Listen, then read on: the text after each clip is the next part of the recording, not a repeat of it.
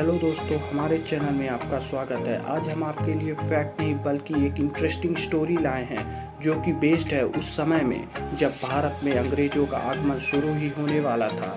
तो बिना किसी देरी के हम स्टोरी स्टार्ट करते हैं। जहांगीर ने ऐसा ना किया होता तो भारत अंग्रेजों का गुलाम कभी न बनता।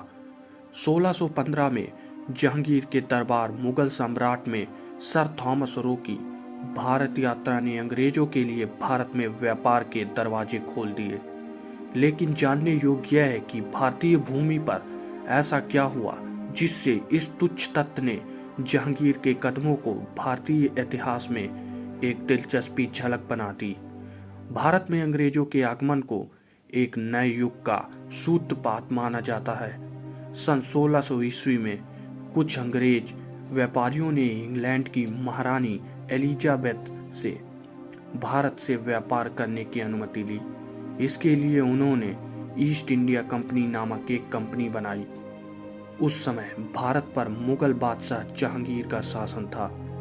हॉकिंस अपने साथ इंग्लैंड के बादशाह जेम्स प्रथम का एक पत्र जहांगीर के नाम लाया था।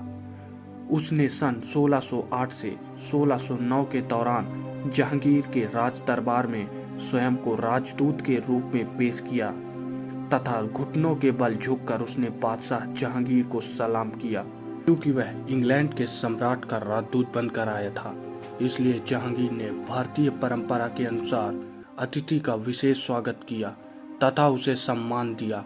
जब अंग्रेजों का दूत कैप्टन हॉकिंस मुगल सम्राट जहांगीर के दरबार में भारत से व्यापार करने की अनुमति लेने गया तो जहांगीर ने अनुमति नहीं दी। लेकिन 1615 तक ऐसा क्या हुआ कि जब थॉमस रो जहांगीर के दरबार में व्यापार की अनुमति लेने गया तो जहांगीर ने उसे न सिर्फ व्यापार की अनुमति दी बल्कि उसे काफी सम्मान भी दिया।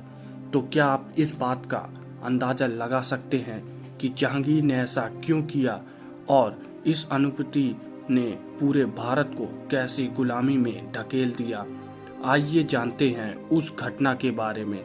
घटना तब की है जब जहांगीर की बेटी जहां आरा अपने 30वें जन्मदिन के जश्न की तैयारी के दौरान गंभीर रूप से जल गई, जिससे सम्राट परेशान हो गया और डर गया।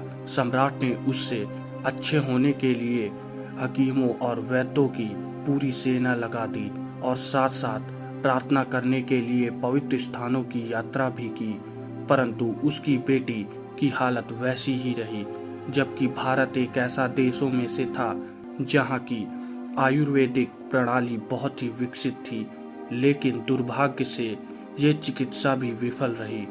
जहांगीर के दरबार में सर थॉमस रो जेम्स में राजदूत की यात्रा के दौरान उन्होंने पाया कि जहांगीर परेशान था और इसलिए उन्होंने कारण पूछा।